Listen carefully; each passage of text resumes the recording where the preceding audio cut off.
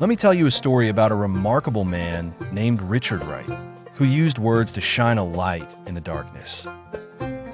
Richard was born a long time ago, on September 4th, 1908, in the southern United States.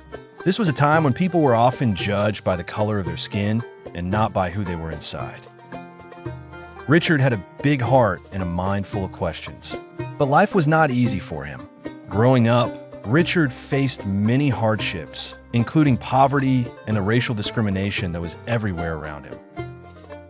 Yet, instead of letting the difficulties defeat him, he turned to reading and writing, which became his escape and empowerment. When he was a young man, Richard wrote stories and books about the world he saw and the struggles people faced.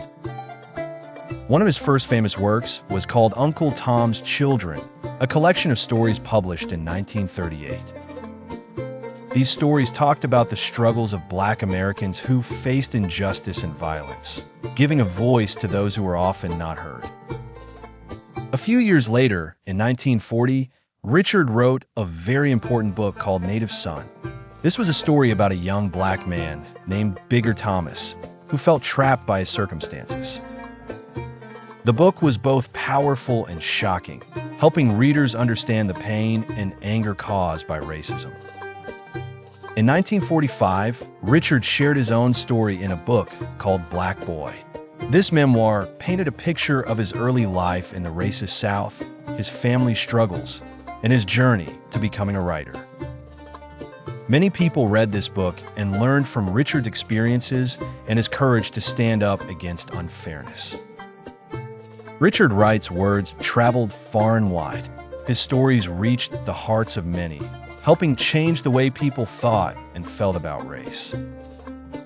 Through his powerful use of words, Richard Wright inspired others to strive for equality and justice.